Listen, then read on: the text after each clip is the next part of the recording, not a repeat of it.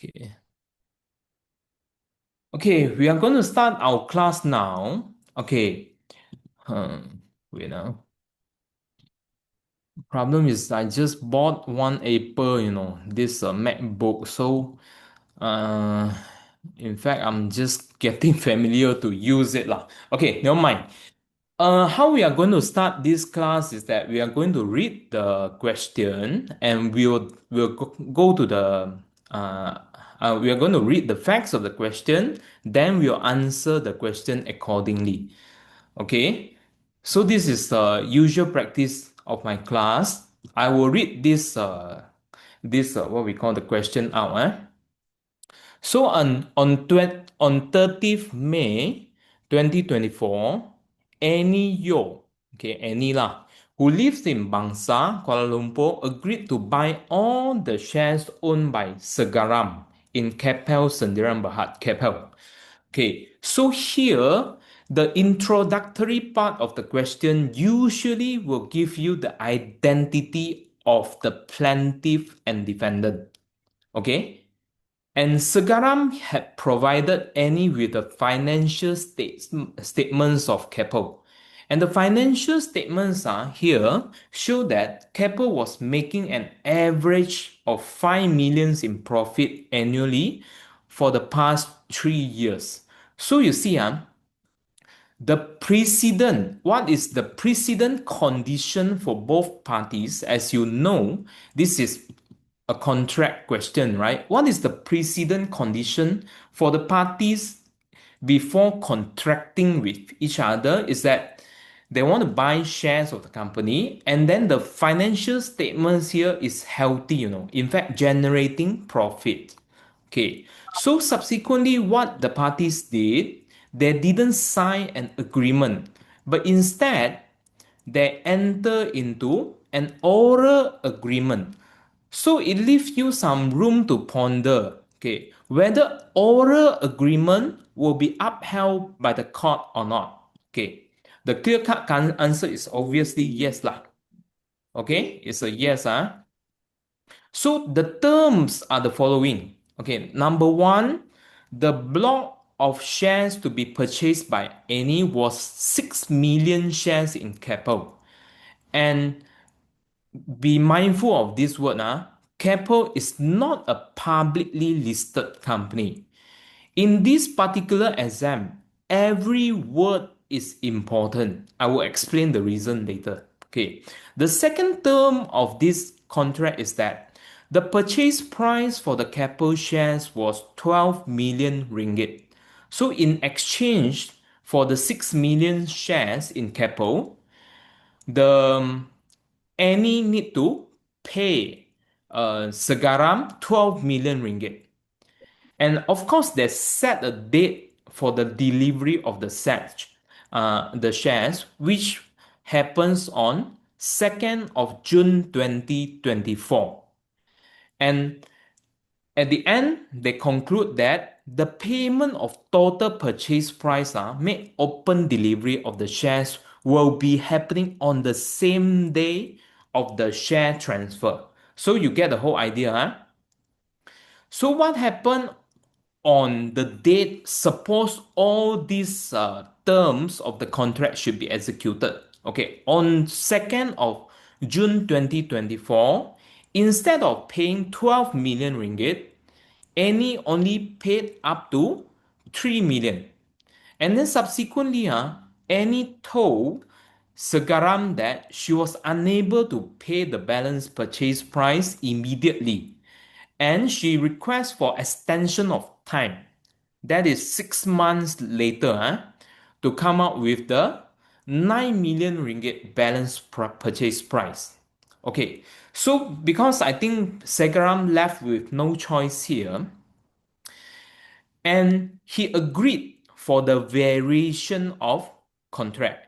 Because contract in commercial world, you all must understand, this is a flexible creature. Willing buyer, willing seller. You can actually make the terms flexible according to the circumstances of your life. It's not like you fix something then that's it. It is not in the realm of commerce here. Okay. So what happened eventually? Segaram also informed Annie with the fact this is a notice issue here. Bear in mind. Okay. So on second, this Senggaram already agreed with the extension of time, but at the same time, he said to Annie that this sum of 3 million that you have paid to me will be deemed like a penalty sum or deposit which I'm entitled to forfeit if you fail to fulfill your obligation by 1st of December 2024. Okay, then the rest of the story is quite clear lah. Eventually, on 1st of December 2024, Annie did not want to pay the balance sum of 9 million. Why she defaulted the payment is because something happened. Okay, she read the news report. Okay, she read the news report published when? Okay, bear in mind with the date also, November 2024. That is about a month before the real execution date where she ought to pay the balance 9 million, okay, to Sagaram.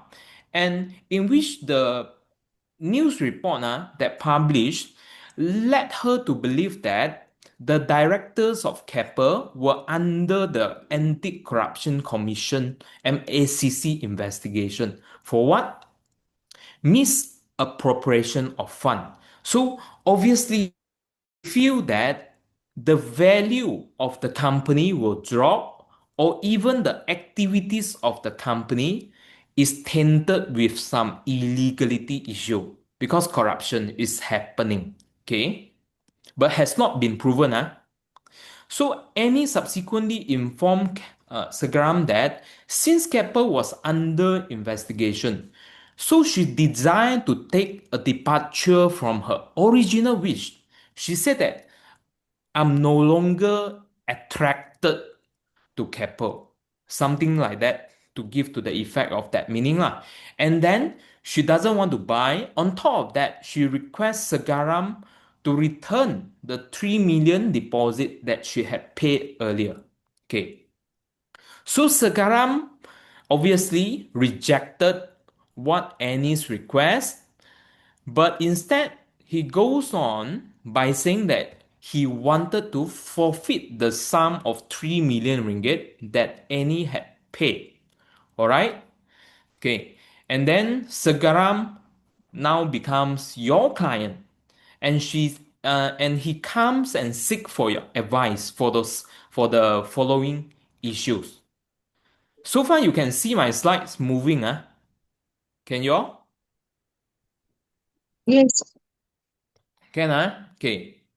And you can understand the question at this moment of time? I think I'm quite loud and clear enough, right? Okay. Simple issues here. Okay.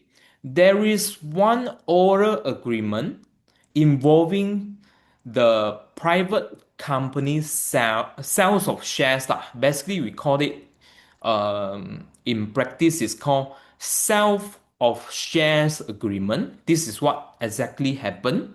Okay, and both parties are entering into the contract on individual basis. That is number one. And number two is that you must realize that the actual purchase price in totality was 12 million ringgit. And now Segarama, our client, had got 3 million ringgit in hand already. So Segaram is actually getting some benefit. But you must also bear in mind, the shares have not been transferred yet. So now the position is what? Segaram get 3 million.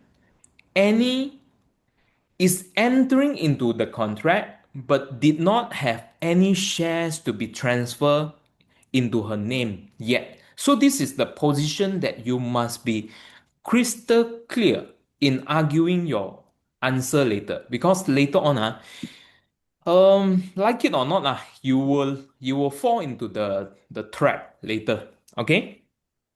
And number three, the date of the contract might or might not be the essence. You get me? Because there is a variation. Initially, they said, you see, 2nd of June by right should have paid everything. 12 million should have paid. But subsequently, they changed the term of the contract on 2nd of June. Why? Any is having insufficient fund. That's why extension of time is given here. So, if you are to argue this matter wholly, I'm to ask a critical point for you to consider. Since the time has been fixed with the first agreement, yet it got extension of time, is time really so important? Is time really an essence attached to the agreement? Okay, this is the room for argument. Okay, and then you have to discuss section 75 and all that. Okay, and the fourth point here that probably must bear in mind what caused the default on part of Annie. Is it because is it her own fault to be so sure? Her decision is guided by the news report. MSCC is something big. Corruption has been ongoing. So is there any problems with the fraud, misrepresentation, or even a frustration, illegality issue here? So these are the things that should support the skeleton of your arguments later. So far, am I confusing you or I'm making things clear to you? Or you are not following me at all? You get what I'm trying to say or not at this moment of time? Yes, sir. Huh? Yes, sir. Yes, I take it as a yes, Okay. So So, the screen is going towards the left side. So would you huh? mind putting it to the right a bit because the left side is like okay. Okay. It Now can it's be seen. better? Yes, yes. Thank you. Okay. Or perhaps I Over should. lah kau ni. Now? Now not good. Okay, better. Better, I don't know why this MacBook I cannot enlarge the thing and play like slideshow as what I previously used to do with Windows. Or perhaps it's my this one. I'm new to it. Okay. Okay. For you to answer question 1A, 1A. So what is the question? Discuss whether Segaram has a claim for breach of contract against any. All right. So the question itself already established the cause of action here is breach of contract. So obviously in your mind, when you answer this civil question also, you must bear in mind that in order for you to establish a cause of action, you must have a plaintiff and a defendant, and you must have some facts and in issue to link the liability of the defendant with the damage suffered by the plaintiff. As simple as that. Okay? And the cause of action here is that breach of contract. And you must assume the role to be the lawyer of Segaram. Okay. So this is how you discuss your how you formulate your answer plan. So for you to say that there is a breach of contract, so first you must prove there is a valid legally binding contract existed between the parties. Okay, for you to do so, you have to establish the seven elements of contract. Okay, contract just doesn't form automatically. Okay, take for example, I promise to marry uh, Annie. Okay, is it a form of contract? The answer is yes, surprisingly. Promise to marry is a form of contract. But what if I put into another analogy? Okay, I will pay you 100,000 ringgit for you to kill my wife. Is it a valid contract? No. Certainly, this is not because against public policy, illegal contract. So this is not valid contract. Okay? So for you to form a contract, you must follow the wording of Contracts Act 1950. Very, very important because Malaysian contracts law is codified. It's different, it's different from UK law. Okay, Malaysia has a contract statute. Okay, Contracts Act 1950. So you have to roughly argue, but do not just argue the law, but instead you have to put it like a factual answer. Okay, so how am I going to answer is that on 30th May, you relate back to the facts of the question.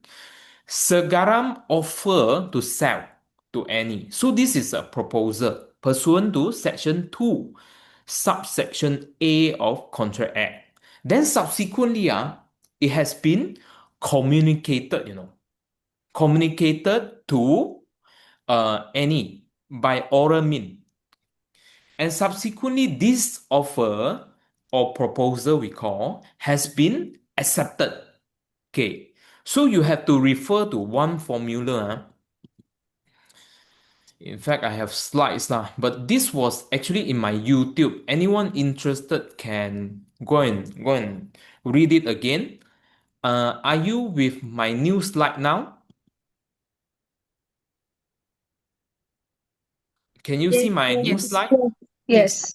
so this is the seven elements of contract that you must argue and you must put the right section inside.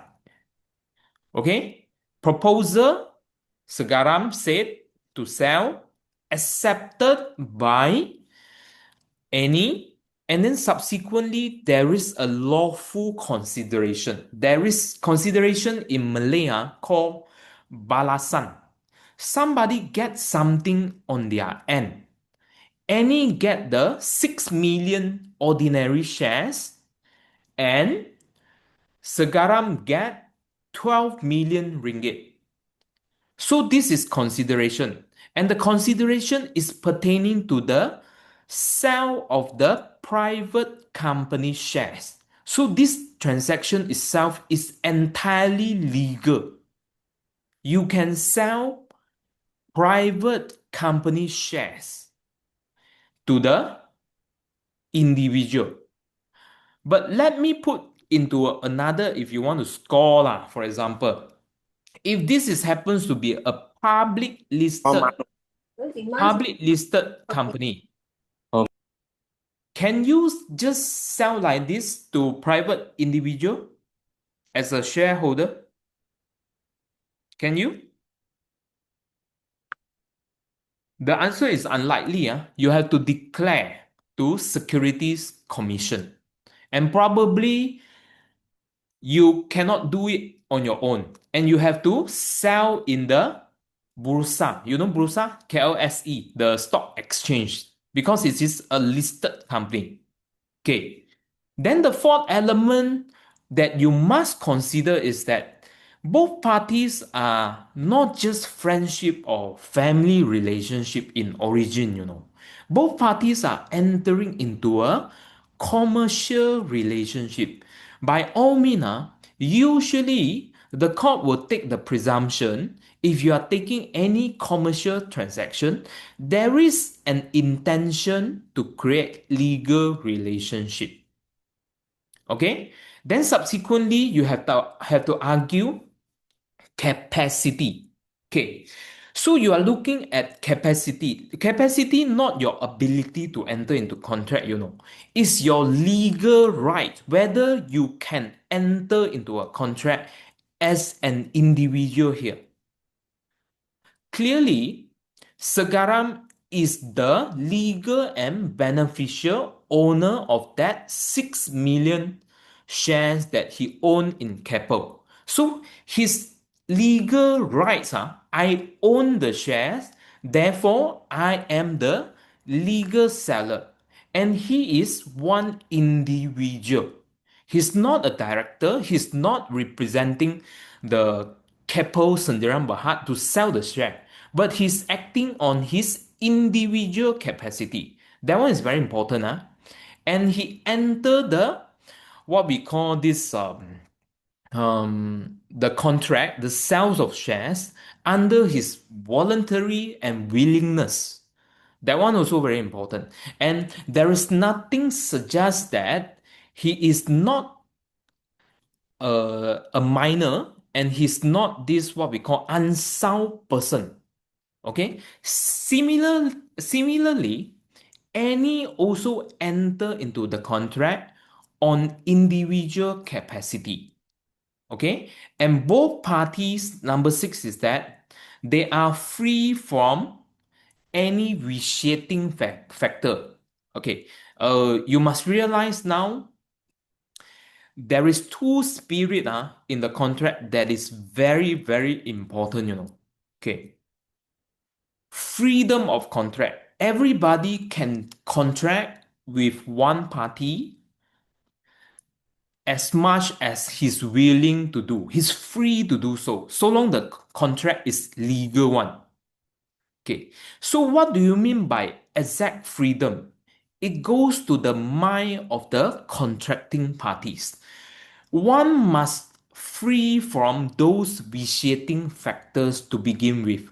So what are the vitiating factors that will probably influence the mind of the contracting party? That is coercion. I pointed a knife or a gun to you to let you sign a contract with me so that you can sell your property to me. Is it freedom to enter the contract? It's not. I cheat you. I lie to you. I give you some false representation. So those are the vitiating factors that eventually will disturb the mind of the contracting individual. So freedom of contract goes to the root there. Okay. And we have a law said that you must have free consent in order to enter into the contract. Okay. And last but not least, the legality of the contract must be recognized by law. Among others, those cannot be enforced by the law are those involving illegality, immorality, against the public policy, and sometimes you can get a very special hmm, statute. For example, Section 28 will say that restraint of trade. You prohibit the employee from working in the similar industry. So this will make the whole contract void from the beginning. As in, you enter into the contract, you sign, but this is not recognized by the law. So this is how, huh? Okay. So after you have discussed wholly about this contract is a valid contract, fulfill the seven elements, okay, you have to briefly discuss that oral agreement or oral contract is actually recognized in Malaysia. And it only goes to the evidential issue. Because here, they are inviting you to argue based on the fact whether oral agreement is really important or not. So you have to discuss Oral agreement is recognized in Malaysia. Okay, you can cite the case Kong Hong Koi Hong Kiat against Raina Bar. It's a solicitor and also client agreement, this one. Okay. And the only challenge is that our client, Segaram, bears legal burden to prove the existence of the contract to the court. But it doesn't mean that it is not a recognized contract. Okay? So far, are we good? Are we good?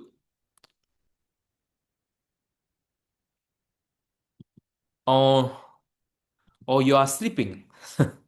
Are we good so far?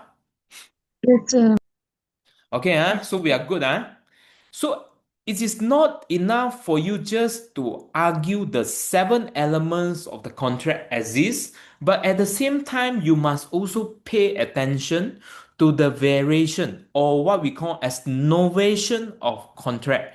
Novation or variation of the contract is just like what I have told you just now.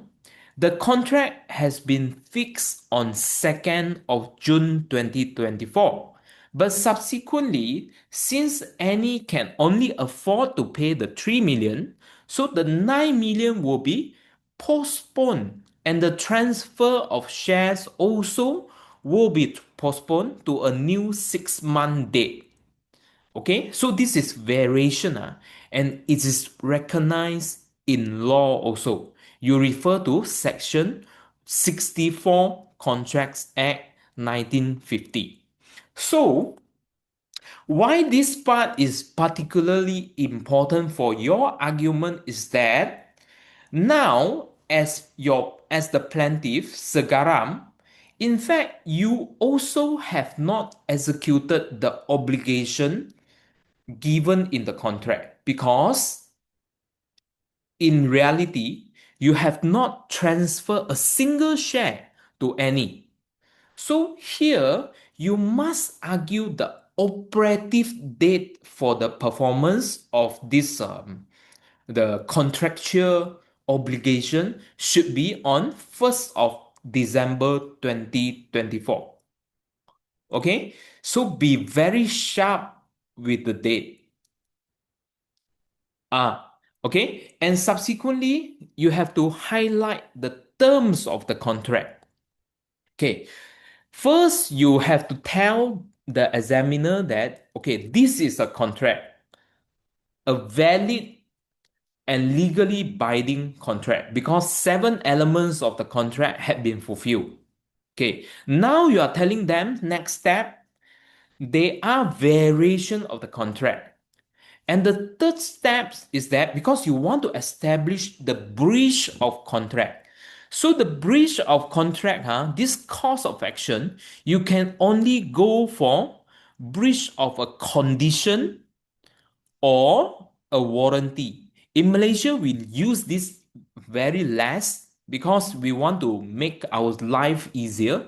So we just go to whether the term itself is a fundamental terms, that means goes to the root of the contract, or it is a less important term of the contract. As simple as that. We have no we have hardly resort into those type of innominate terms in the first place. Okay, that one is in between the warranty and conditions. I hope you can recall. Okay, so what you need to say here, the terms of the contract are very clear.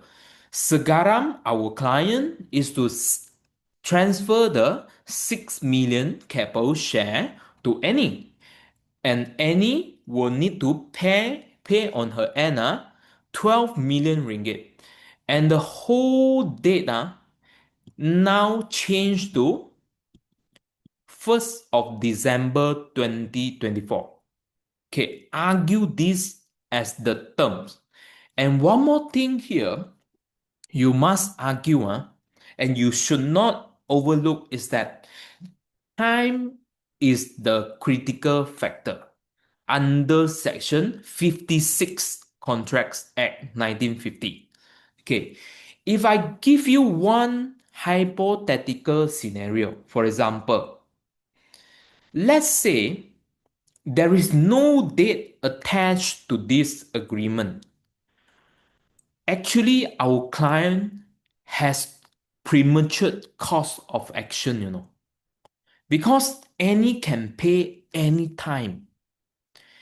She can pay in 2026, 2027, in perpetuity. It's like this payment term is not time, All right? As in, she can pay anytime she wish. Then how can you say there is a breach of contract since the time is not attached to the term itself? Am I confusing you? Can you understand? If let's say there is no time fixed for the payment date, you cannot say person is breaching the contract. Can you understand?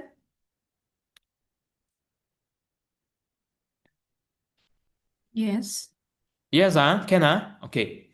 So you have to argue yourself and put into the position in our client saying that the time is actually very important. By not fulfilling the payment, the remaining payment by 1st of December, this amount to the repudiation on part of any. That means any had not paid on time. That is one issue. And second issue I wish to highlight to you, and you also need to highlight to the examiner is what? Is this statement that I have highlighted. See, any informed Segaram that she will not be paying, So she's willfully, deliberately, and knowingly refused and disable her from making any further payment. So this statement itself have made your cause of action, that is breach of contract, to be wholly developed. Okay? Some students got very confused with what I'm trying to say, but this is the angle that you should adopt to approach CLP question. Sharp, critical, analytical. Are we together? Hmm. Okay? So you have to say the time is really a critical factor, And you have to tell the examiner and you have to distinguish the species. Because breach of contract by itself, if you know lah, there is two conditions, Actual breach or anticipatory breach. Okay, looking at this contract itself, I will say this is an actual breach. Why? Because the notice put forward by Annie that she is not paying was made on what we call 2nd of December 2024. All right. So that means she's 1 day late already. So the time factor attached to the term of the contract had been materialized. Here the term is the materialized. It already happened. And she also have given sufficient information to our client here. She is not going to pay. Okay, that amount to repudiation pursuant to Section 40 of Contracts Act 1950. You have to cite the exact section of Contracts Act in order to for you to pass. Okay, these template of answer. In fact, if I'm to give myself marks, I will score 60 only, to be very frank. So you have to be very, very critical and you have to relate the facts thoroughly in order to pass this exam peacefully. Okay. And here, there are some issues, I think, evolving, but I am a little bit hesitant to discuss. If you want to discuss, you may, but I think it will be optional for you. Okay, because your position here is to help Segaram. Okay, you are not helping Anis. If you want to discuss, probably it will be a bonus point. If you don't discuss, it's okay because this will be Annie's defense, not Segaram's point of view. And we should, but of course, when we advise our client, we have to explain what are the risks attached, what are the less favorable point that he may encounter in the trial.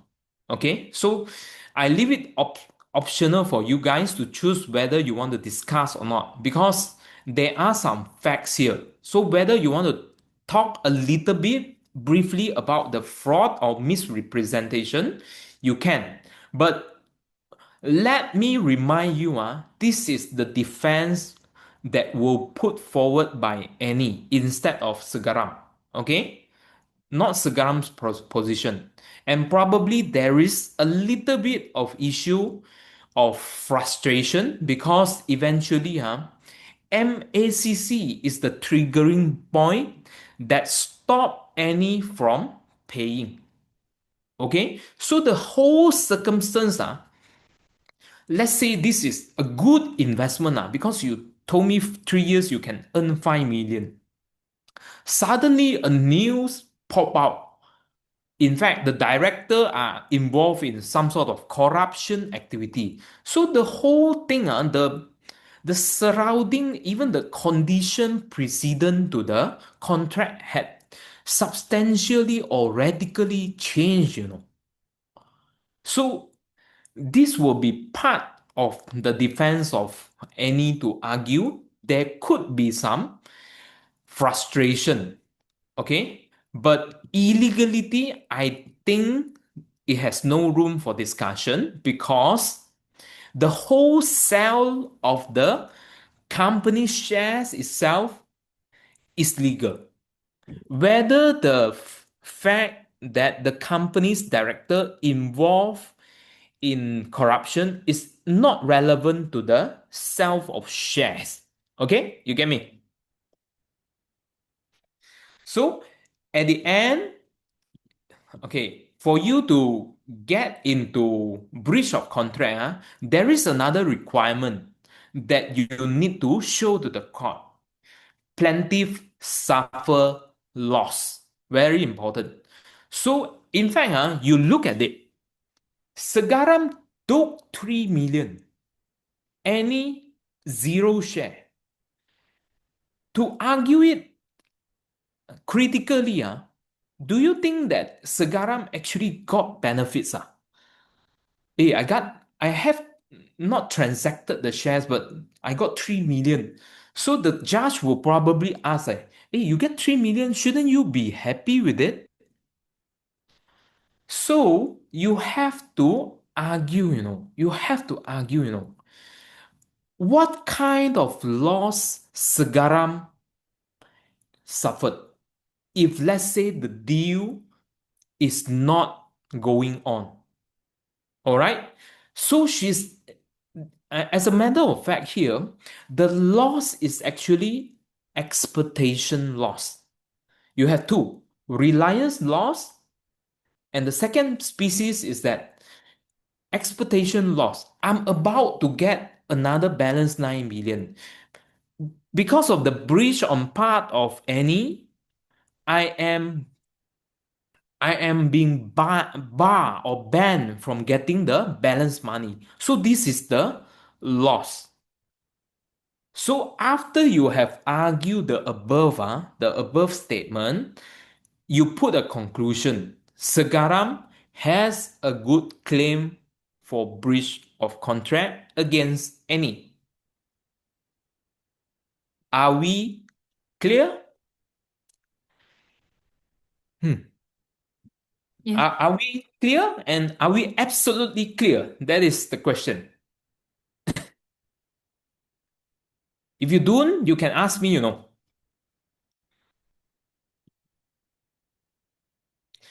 Okay?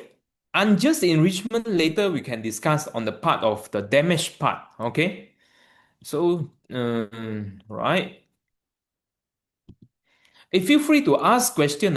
In fact, this is a free class, but uh, we want to do it seriously lah. So everybody's time is well spent. All right.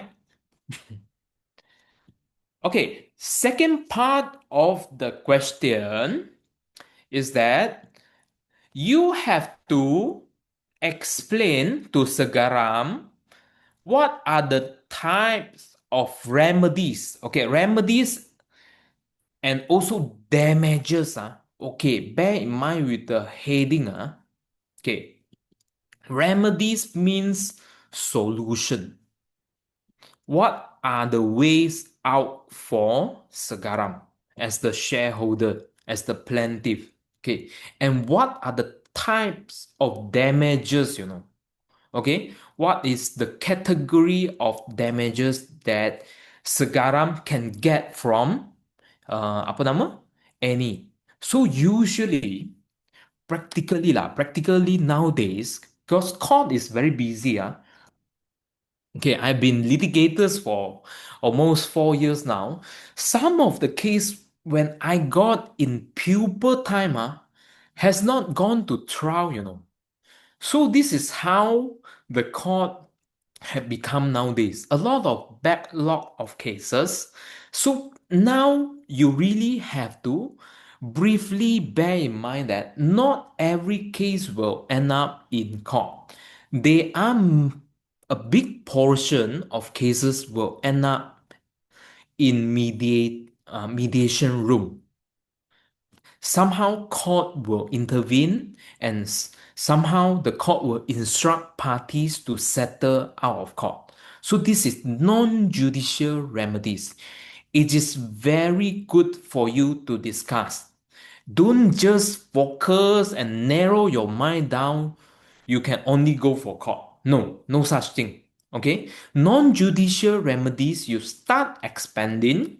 Okay, probably the whole issue here is that MSCC step in. But what if, let's say, for example, I give you, of course, this is stretching the facts a bit. If, let's say, MSCC clear the name of the company of Keppel, would it be a better solution to sit down and discuss? So certainly, this might be one of the option that you must put on table and let Segaram know. All right. But obviously, for the sake of examination, we are not going to say a lot so much about mediation because there is no harsh and strict rules attached to mediation. So we go for judicial remedies. By judicial remedies, don't just focus on monetary award. They are specific relief. General paper, you are allowed to bring in three statutes, and they allow you for a reason. You are allowed to bring in Contracts Act so that you cite the exact section correctly in this answer.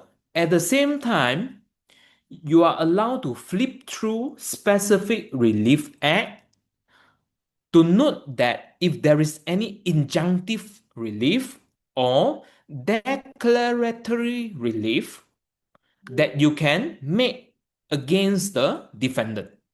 And obviously, you have Civil Law Act. Civil Law Act, you'll use it mainly for tort case, but at the same time, you'll be also interested to know that Section 11 of CLA actually talks about a little bit about the interest that you can get from the defendant. Okay? So your judicial remedies are before you can actually ask the defendant to pay you a cent is to let the court agree with you several things. Number one is that there is a valid contract between Annie and Segara. So the court need to grant a declaration. There is a valid contract. And second thing, the court must also declare Annie had default payment. Therefore, consider it as a repudiation under section 40. And third, after the breach happens, normally the parties can opt to affirm the contract or they can terminate the contract. It's very important. Later, I will have a diagram to show you. So the court need to recognize our right to stop the contract is a legal one. And at the same time, we are also entitled to forfeit that 3 million ringgit. Bear in mind, Segaram is getting 3 million for free here. Just because of the assistance of the contract, it doesn't mean that you can get something free. Like one of our friend had said in the chat box, would that be unjust enrichment? Okay. So the contract is rescind for breach. So the contract is like cancelled already due to breach on part of any. Okay. And second thing is, of course, the forfeiture of 3 million ringgit. 3 million ringgit here, you have to really recognize is that, is it a form of booking, earnest deposit, or is it a penalty clause? Somehow rather related to liquidated as certain damage. Is it those kind? So you have to argue it. So you have to make your discussion flow with section 75. Then subsequently, you discuss about monetary compensation that will be your special damages and general damages. Okay. And in lieu of those damages, is there any other thing that could come into your mind? Take for example, in lieu means in alternative. If let's say the court does not agree that you should be compensated in form of money, the court has of course the discretion is narrow by the court, to compel any to buy the shares. Okay, so that will fall under section 11 of Specific Relief Act. But like I say, the hands of the court to grant specific relief is tied. Okay, this is discretionary. And usually, if the money is sufficient, the court will go with the money. Okay? Because this is not, if land issue, the court will likely to grant specific relief to compel the party to sell the land to you. Because every single land in this earth, our mother earth, is unique. You can't find an exact identical mimicry of the land. Okay, this is how, but not in this issue. So for feature of this 3 million, you have to go through a few cases here. I have put inside my note, and don't worry about this note. This will be sent to the group later. Okay. You have to discuss whether it is forfeitable or not. Is it some sort of deposit, earnest booking, or part payment? If it is yes, if let's say for example it is a deposit, yes, well and good, you can forfeit it, but subject to reasonableness. Whether this because you don't really wanted to punish one individual. The spirit of contract is for you to freedom to contract. Okay, there's the spirit, number one. And the second thing is the sanctity of the contract. All the contract that you enter is a holy moly one. That means to say you have to respect and execute it. You don't play in layman term. So at the same time, we have to look at the merits of the party. The contract itself must not serve as a punitive mean. Nobody, of course, I believe, as a just and fair judge, I think the judge will also incline to believe any wanted to go on with the deal. Have for the MSCC incident not happening, right?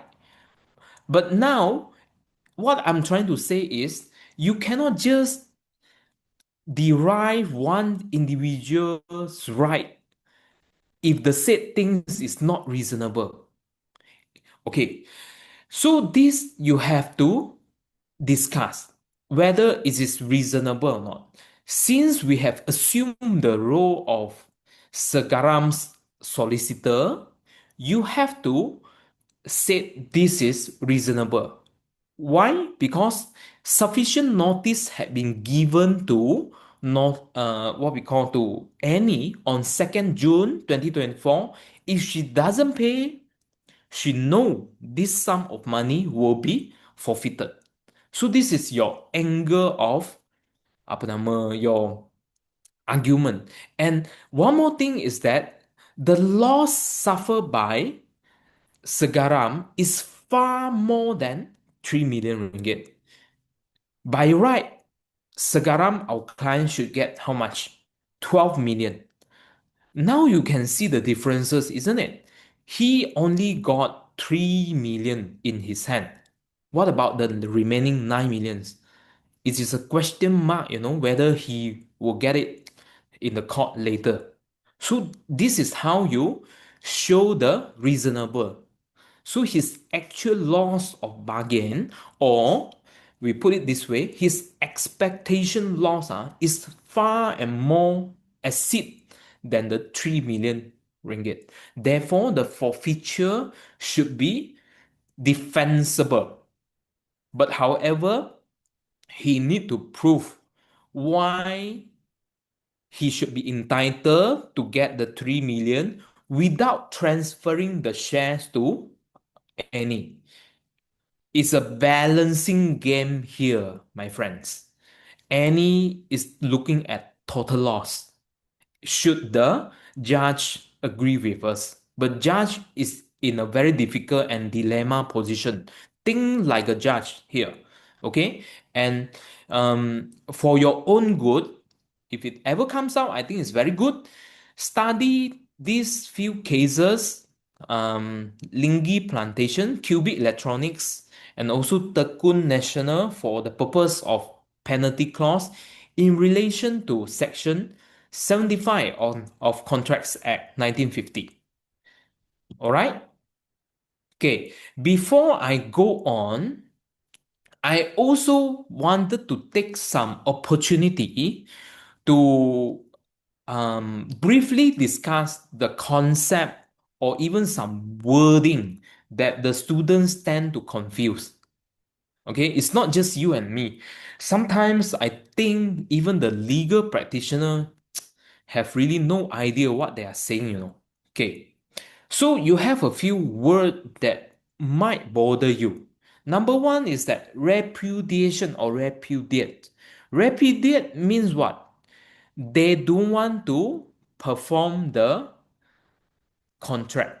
As simple as that. So in this case, Annie says she will not proceed. She will not pay. This is a clear-cut evidence that she repudiate the contract. So use this word correctly, accurately.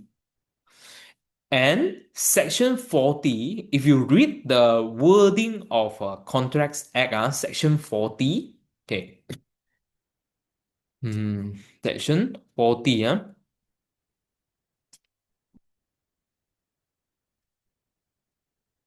don't leave this statute just like this. You have to flip through. So, okay, You have to understand one concept is that actually, if let's say, for example, there are two parties entering into a contract. My question to you is that how do we get out from this contract? As in, for example, I and you sign a contract. Do you have any idea how do we discharge the contract? Any idea?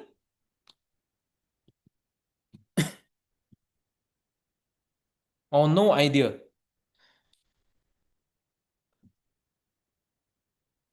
Hmm? I think we still have time for this discussion. Give notice.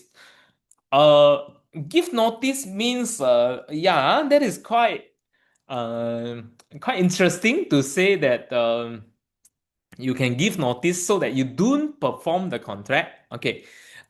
You get up by actually this is not maybe my question sounds a bit weird lah. Okay. You discharge the contract by these few things. All right. Number one is you have performed the contract. Okay, performance means you have to perform the whole terms of the contract in its entirety. You cannot just perform like, for example, I agree with consideration. Take for example, I collect each and every one 100 ringgit for this class for contracts supplementary paper 2025. I cannot just teach you question A and B, without C. I have to wholly perform the contract. So this is discharged by way of performance. Get me? Second, you can subsist. We call subsist. Or you can use layman term, you can replace the old contract with the new agreement. I saw somebody said in the chat room, by consent, let's say both agree we will not perform or execute the contract. This is what it means by new agreement. Or third, the contract could be discharged out of frustration. But the frustration must come from supervening things. Okay, something that is so happening that make the whole contract cannot be performed and impossible to be performed. Take for example, I have a shipment coming from China that I plan to sell to you. I enter a contract of sale of that good, but suddenly the ship sink in the sea. So that means I don't have good anymore. So this is a form of frustration. Or take for example, I want to do business with Singaporean, but suddenly Singapore and Malaysia declare war against each other. Tak boleh buat dah. You get me? So frustration. Or the fourth one is breach of contract. That means somebody disable it, refuse to perform. When one party depart from the terms attached to the contract, then the other party can say, okay, I am out also. Okay, so this is what happened in any scenario here. Okay, and to go on, okay, affirmation means what?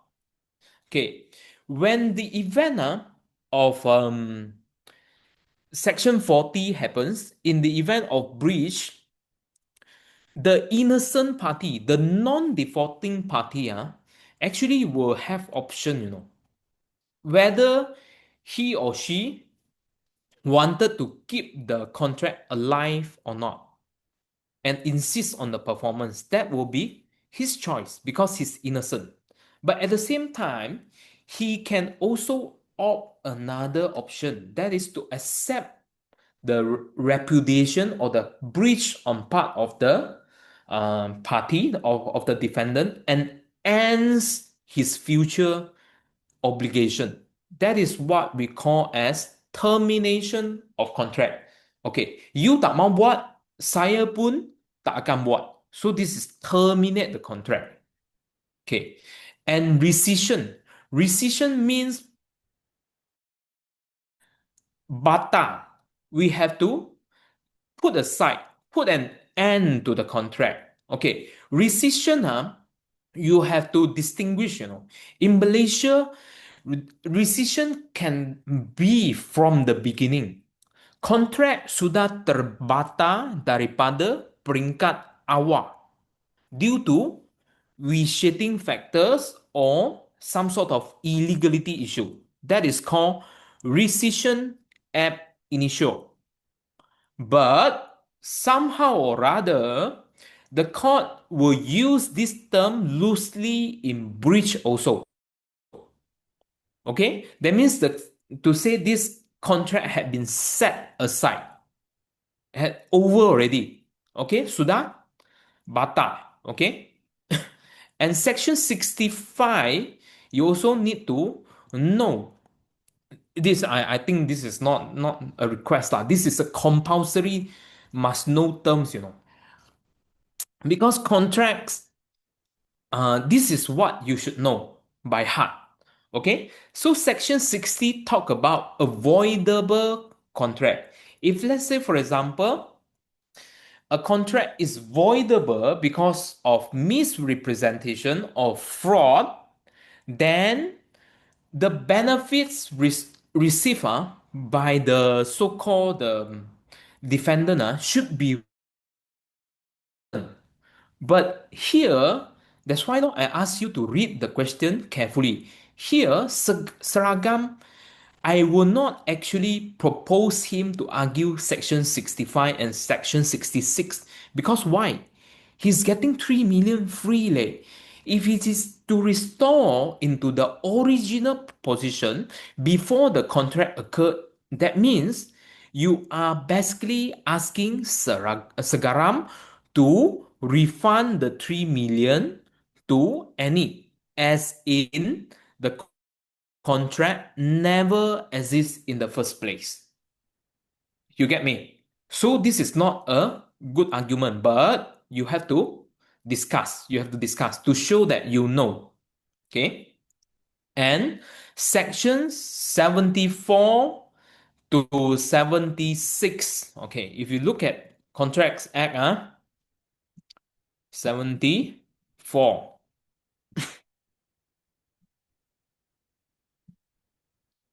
So this is the part 7 of Contracts Act 1950. It talks about the consequences of breach of contract. Okay? Section 74 is just a codified version for this H&B case, the Hadley against Baxendale case. It codified the two limbs, okay, of how the damage should be calculated. The first limb is that it is naturally arose in ordinary course of business. Get me? And second thing is that if the parties contemplate, means within their area of knowledge, the damage will come, okay, is expected within your knowledge, within your contemplation. So second limb could be claim also. It talks about the remoteness as well. Okay, so section 74 is the apa nama codified version of Hadley against Baxendale case. Okay, and section 75 is a moment ago, I hope you can recall, is the one that I have discussed about penalty clause. This is exceptionally important when those types of words appear in the question. For example, earnest booking, deposit, or liquidated as certain damage. This is how you use the right section to answer the question correctly. And section 76 is just give you the right. Like I said, Now we this represent this Segaram to go and ask the court to cancel, to batalkan this contract. So our rights to claim compensation come from this particular section. Section 76 gives you the entitlement. It creates the rights in black and this black letter manner. Okay, get me? Can anyone share with me your thought, or you don't understand how to use or how this law operate before we go on further?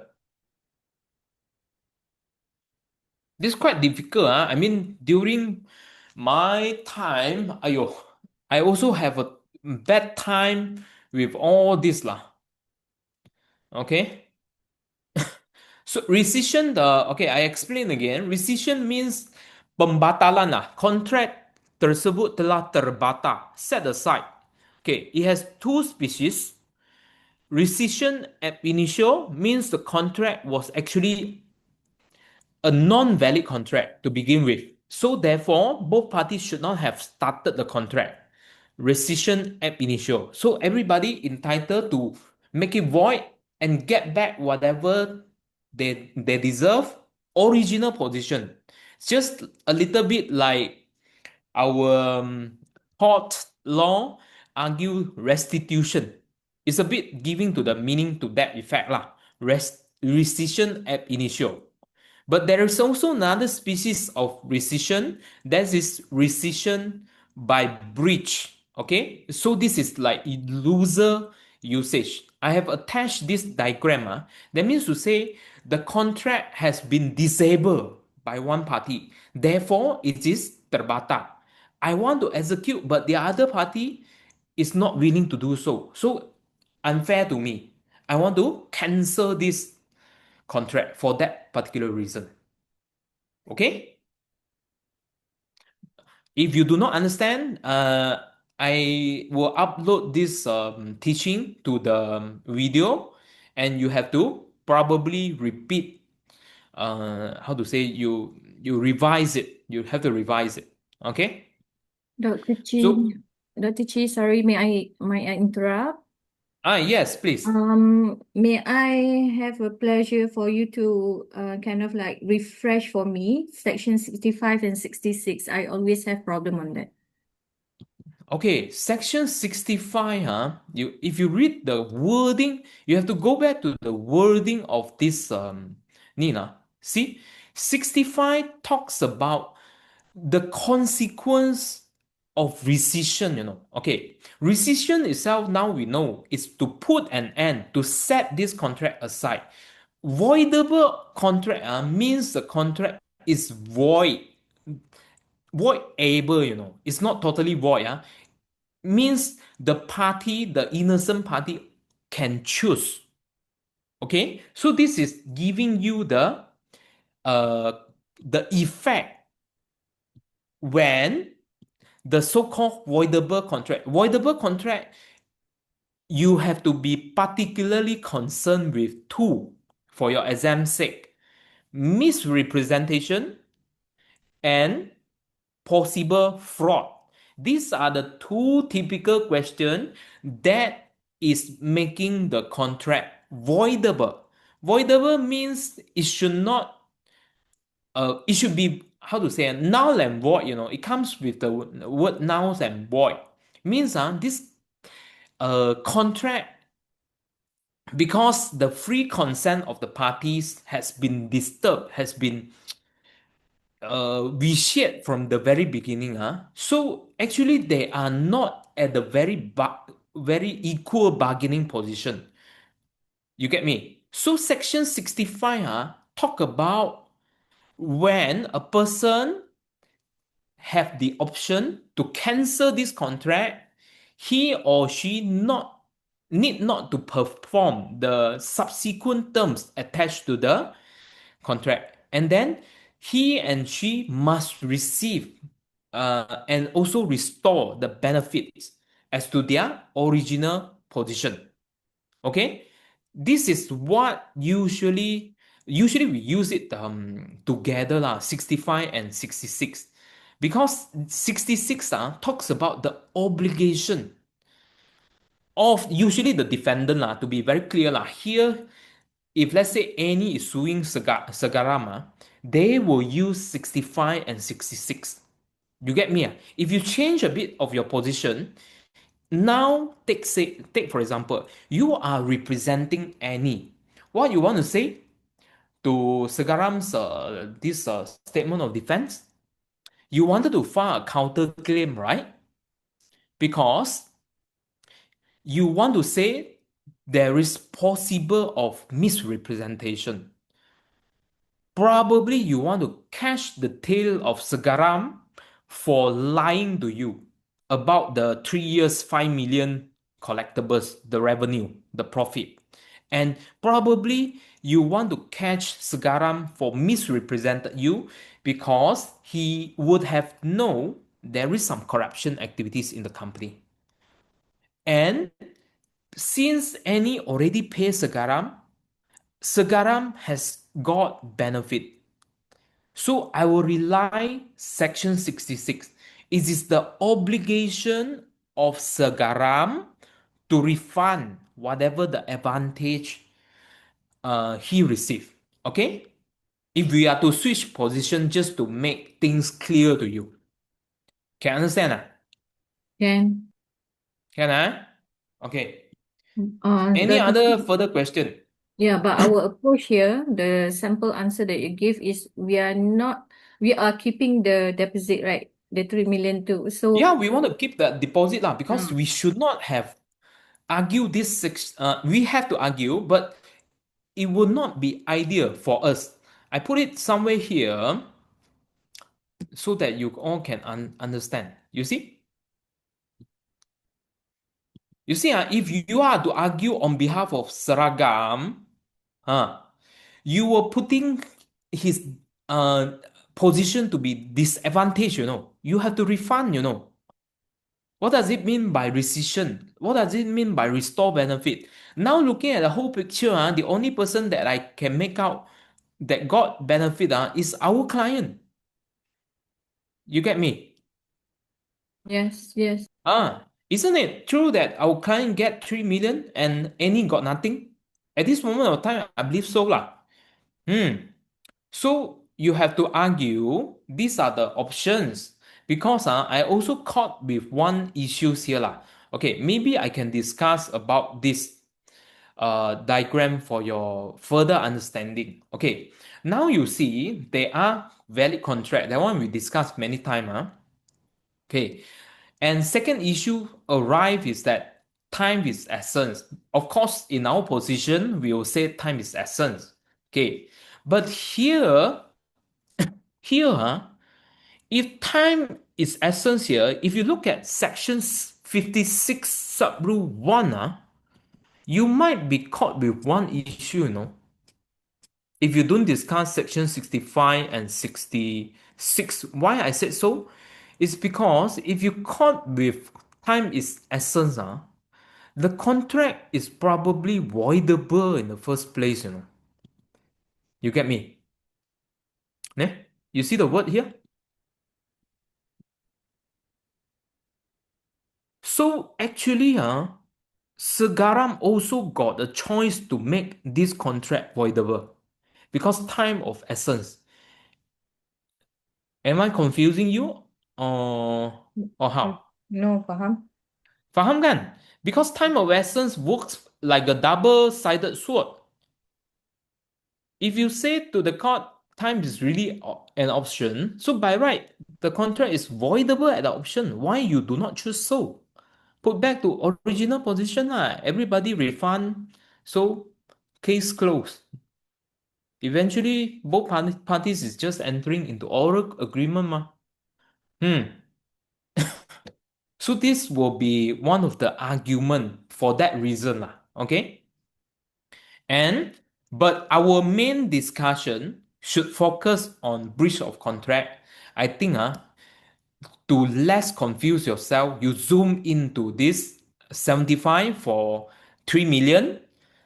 76 for the rights to get compensation after this contract is terbata, and 74 for the two limbs of damages that you right, rightly recover from the court. Okay? So this is the diagram to guide your mind how our plaintiff, our client can choose in the event of breach. Okay, when one party, for example, any default or refuse to perform, he can actually affirm the contract. Don't bother.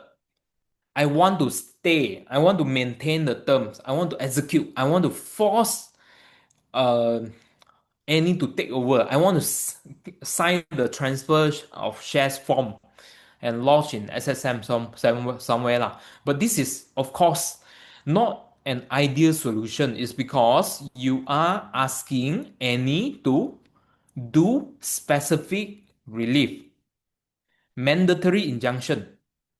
Okay, and mandatory injunction is actually discretionary. So legal wise, this is not so great to ask your client to do so. Okay, and in fact, you have a better course of action here for our client is that we accept the default, we accept the repudiation on part of any, and subsequently we give a notice of termination um, to any, say that we will not do anything.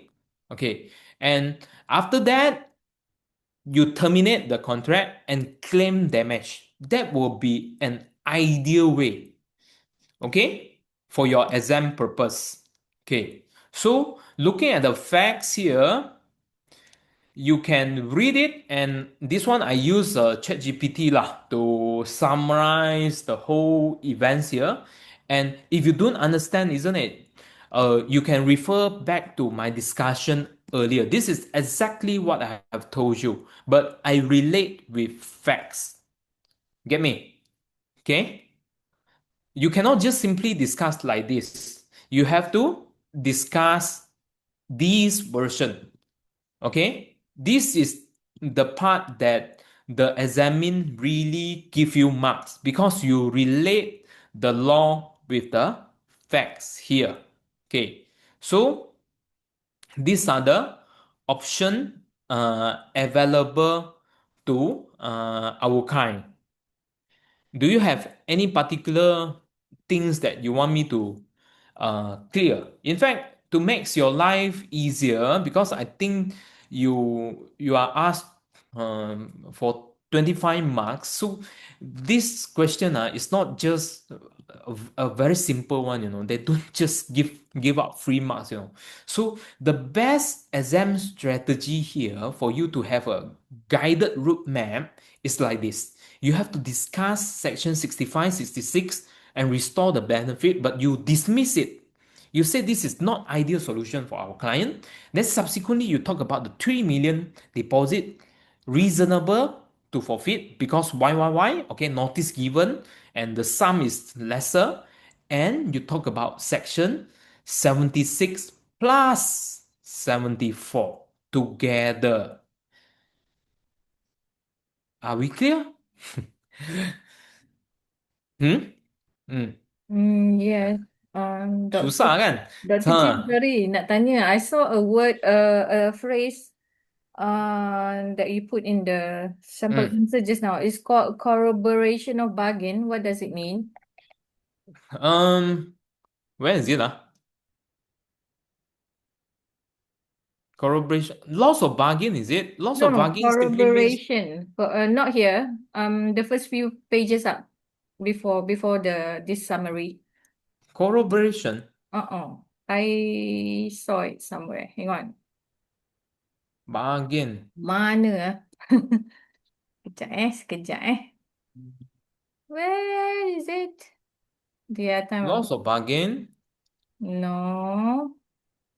Yeah. Corroborate is the bargain. Sorry. Oh, corroborates means this Corroborate is one. the bargain. Corroborates means what, you know? Corroborates is the evidential term means support lah. Yeah.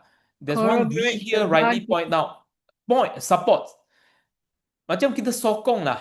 Perkara ni disokong oleh fakta, Or the backed by some facts. corroborations. Yeah. Yes, Okay. yes. He cannot deny that this agreement, because it's oral, so because you bear the burden of proof, isn't it? Under Evidence Act, you bear the burdens of proof 101, 102. So, how you want to forcefully ask the opponent to admit into this contract is by corroborative evidence ataupun circumstantial evidence.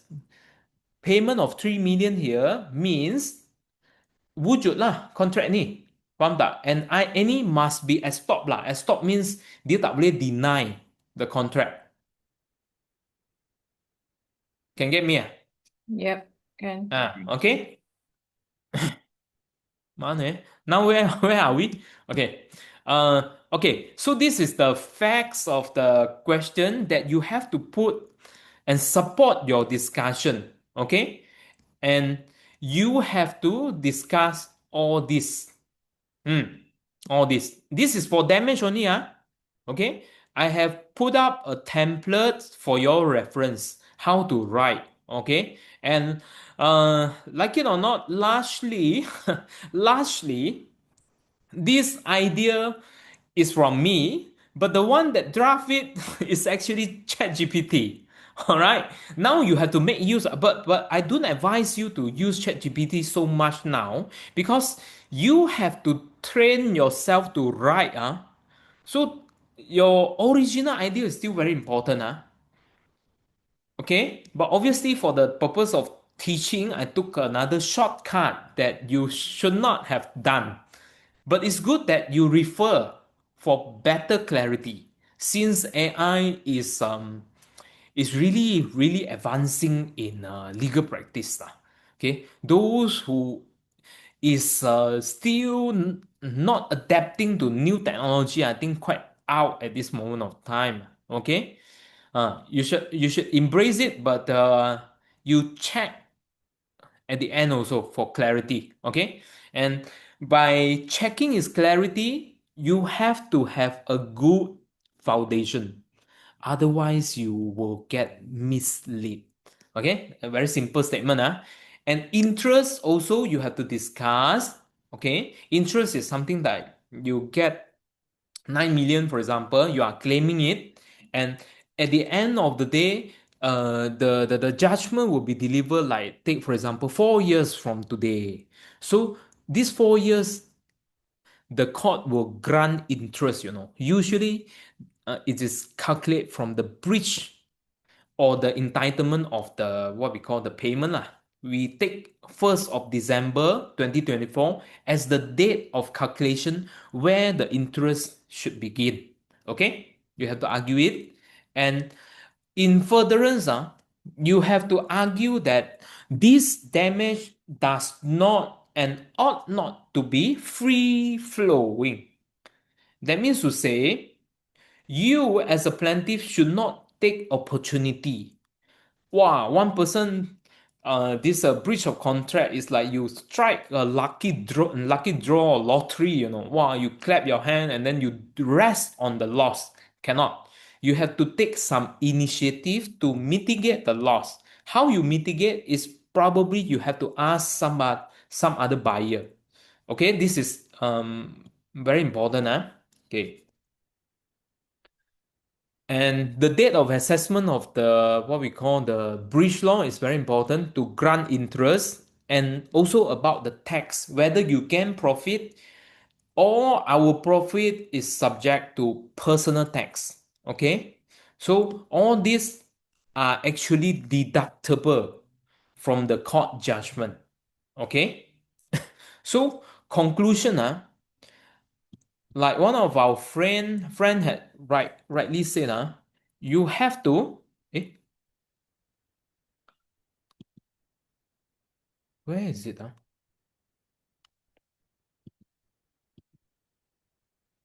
Give me a moment. Why? Eh? Alamak. Oh, hilang already. Yeah, lor. That's why I give me a minute. Apple is very good to use, but it's just that I am not so no so not so good, I just got my this MacBook Air, in fact for my Valentine, so I use it for 4 months. Ayo, a bit kekok with Zoom. Okay, now where we are. So you have to give a formal notice. Otherwise, your action. Last time I got one case, I just don't mind to share with you. I issue the writ before I give formal notice. So the opponent lawyer cleverly manipulated, and I have to refile after giving the notice. So I waste and I learned from this huge lesson. So you have to not give formal notice to the opponent. So to state that, okay, it's not my intention to continue. I want to terminate this contract. Then the whole course of action is complete. Okay? And this is how you argue lah. Okay. And here comes to the easiest part lah. I think now you have to practice daily. Daily. Last time, to be very honest with you, I'm not so clever a student by myself. So, and I'm not the law person, like you all entering into law school. So to me, everything is a bit technical. So what I did is a very dumb method, I would say lah. I practice to write statement of claim by imaginary cases every day. So it's like entitlement here, you have to know, okay? And you have to know where is the claim should start. Okay. This is your civil procedure, your rules of court. Any claim more than 1 million automatically should fall within the jurisdiction of High Court. And one thing here, don't get the wrong court. In reality, if you get the wrong court, you will be asked to transfer the case. And transfer of case, susah tau. So you have to recue in another court. It's already a delay here in the court. You file wrong, transfer, another whole few months gone, then you start from zero again. That means to say a long queue awaiting you lah. This is not good. And you must know forum of non-convenience. That means the doctrine here, you as a plaintiff, you file a suit and sue the defendant. You are making the life of the defendant difficult.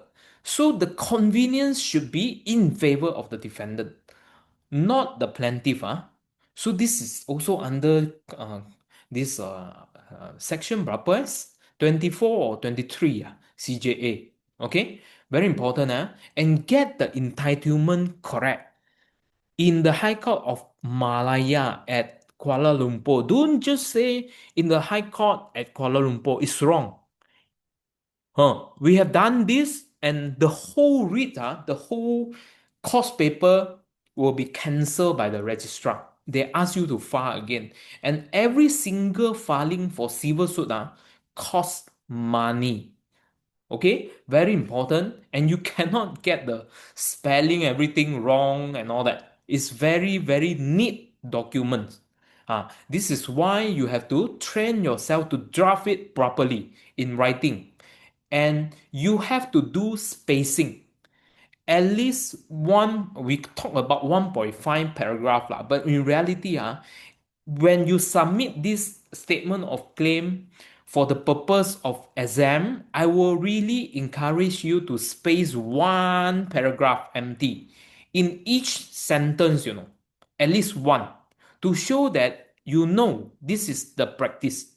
In fact, sometimes no condemn lah, but the judge is a bit old lah. I mean, my eyesight also not good, left alone with them. So they need space lah. They cannot have all these words jumbled together. They can't read. Okay? So civil suit number berapa? Okay, 26 lah. Take for example, this year you will sit for exam. Make it automatically like a reflex. You don't have to think, then you can write all this. Very important. In the Federal Territory of Kuala Lumpur, comma, Malaysia. Don't get it wrong. Don't stop halfway in the Kuala Lumpur or that. Wrong. I will not give you mark. As examiner, I will not give you mark. And you have to write civil suit number, leave space, and of 2026. This is exactly following the practical manner of how we draft a statement of claim. And between segaram, leave the nombor kad pengenalan empty and plaintiff and put an N. Everything here must be in capital letters. Don't go and write small font, all this. Don't do that. Okay? This is the easiest part to score, I really cannot take my students, especially that have undergone my class, to have missed this sort of minor mistake. You will have a lot of difficulty to get marks. I've told you. The good student also get P, 40 mark ngam ngam. So you lose mark here and there, then you get a F1.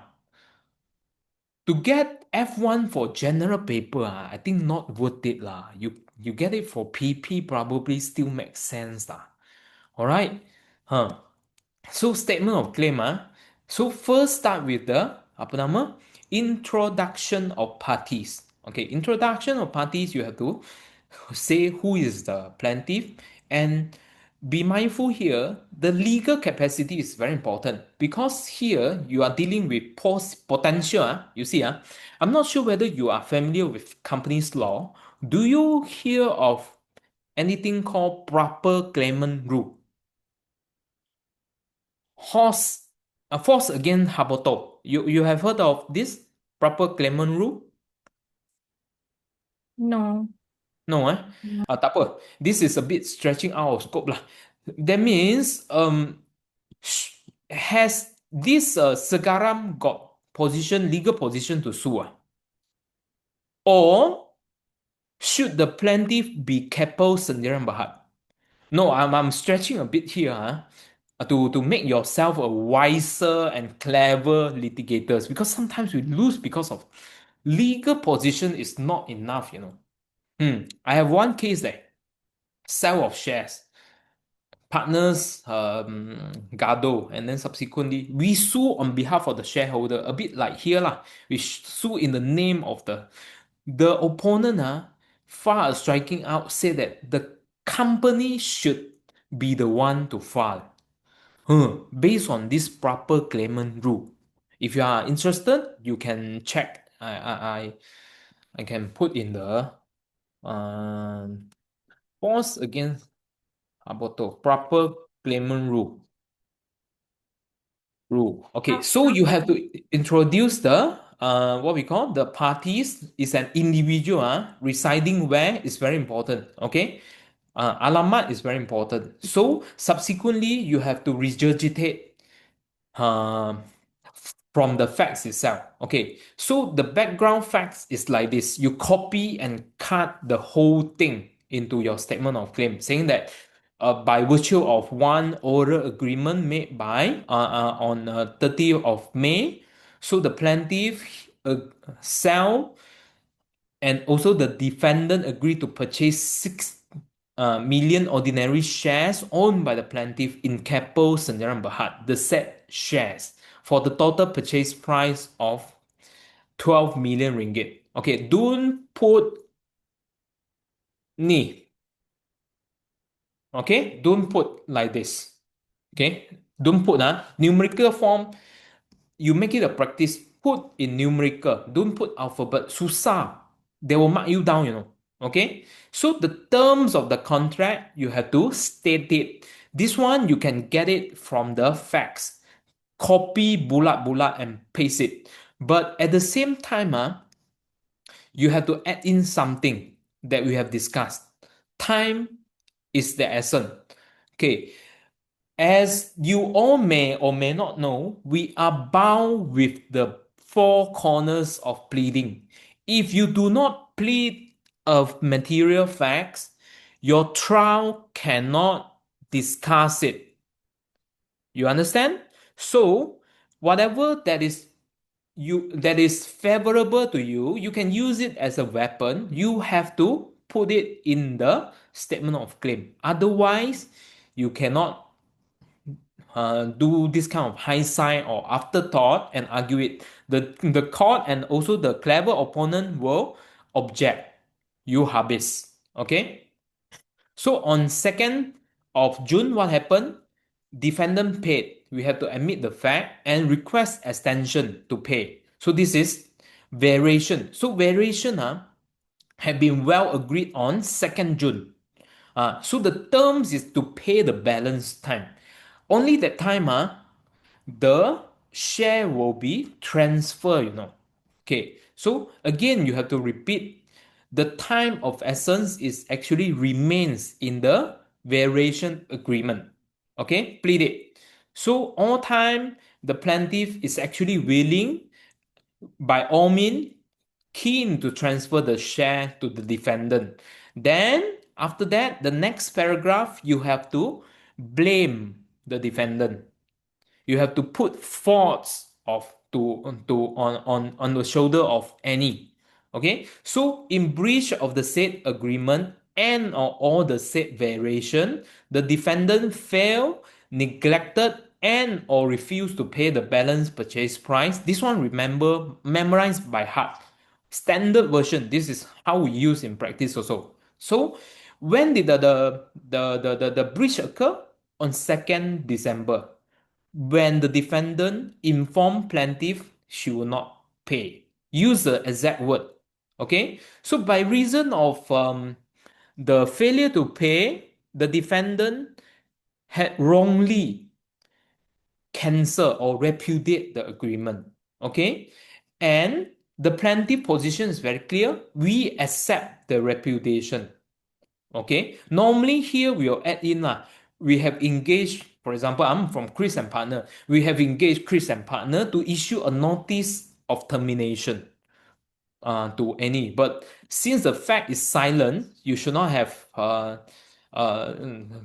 mean, you can write or you cannot lah. But this one is at your discretion. No? So despite of that demand, the defendant has failed, refused, or neglect to pay the balance.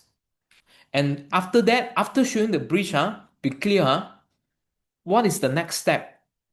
You have to plead loss. You have to plead what is your last or now in your worst position. Okay, so you have to claim loss of bargain, being the difference contract price and also the market value from the breach of the contract and or termination. Okay, this is a bit critical because now the problem is it is quite sure that the market price for Keppel Sendirian Berhad will drop by the so-called the news published, isn't it? That is so unfavorable. So the price will drop. So how to calculate? You have to use the agreed price minus the 3 million minus the current price that is deemed to exist lah. So this is probably the calculation. Okay. At the same time, you also have to plead for special damages. Special damages is a creature of damage whereby you have to tender invoices, receipts, or bill in order to satisfy this claim. For example, it can come from logistic, transport, administrative costs. For example, you have engaged a company secretary in dealing with a share, sale of share, but tak jadi. So telephone bill, etc., you can put as out-of-pocket expenses. Okay, and last but not least, put down your we call prayers. These are the what you ask from the court. Okay, usually when the judge give order, they will not repeat whatever you ask. They will deliver a judgment as such. Okay, order as per 19 A, B, C, D, like this. Okay, so this is where you need to make your prayers short and sweet. I know there are some books that you can actually make declaratory orders. There's a valid contract and or repudiation, all that. Don't do that. You have to make it clear. Just in case the judge do not agree with one of the heading here, you can go for the alternate one without the need to amend the whole um, judgment. Very confusing. Sometimes you can't even hear what judge is saying. You get me? At the end, you know that you are winning, but you do know what you are winning. You can understand. The judge will say, okay, we found the defendant liable, so the order, blah, blah, blah, blah, blah, blah, blah. Nothing. Habis. Then you have to go and buy the notes, and then you have to ask you can't be asking like that in open court. Hey, I beg your pardon. What did you say? Can you repeat? So you have to ask the interpreter. Again, it's like ayo, susah lah. This is all practical reality lah. Sometimes it's funny to know, but this is reality, ah. Especially when your prayer is very long, ah. You don't even know which part that the judge has granted you, ah. It's such a long sentence, he doesn't even read, he just say a simple word. And the opponent also sometimes is also quite, I will put it that way lah, uncooperative lah, rather than the word nasty. Hayo, then you have another session, Zoom meeting, whatever, just to seek for clarification from the court about what is being agreed by the judge. So make it sweet and clear. A, B, C, D about the declaratory damage, declaratory order, and E, general damages, F, special damages, and G is what? G is in the event that court do not agree with all of the above, you still have a plan B. Specific relief. Don't block your door. In litigation, the very own thing that you should exercise is that if me lah, based on my little experience here, I will tell my client, you are about to lose rather than you are about to win. Don't go and confidently tell to your client, oh, this case, small case, sure win lah. I can win you how many millions. At the end, anything can happen. Anything can happen. Okay, we try to convince that we are smart enough, but we left out the facts that there are some individuals that are smarter than us. That is the critical error here. Cool. So always leave something in alternative. If you do see a room, I'm sure, and I am sure, the opponent will know it also.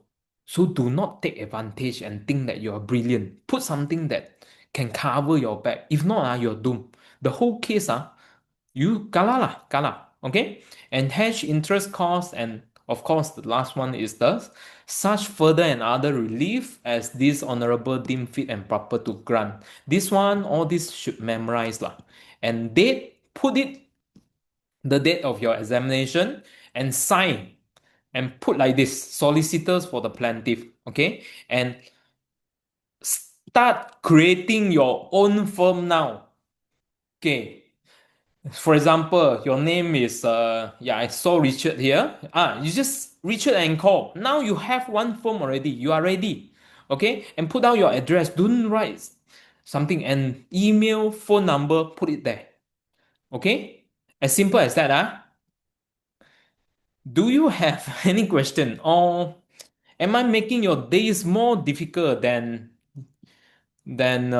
what you should deserve to have? Is so knowledgeable now.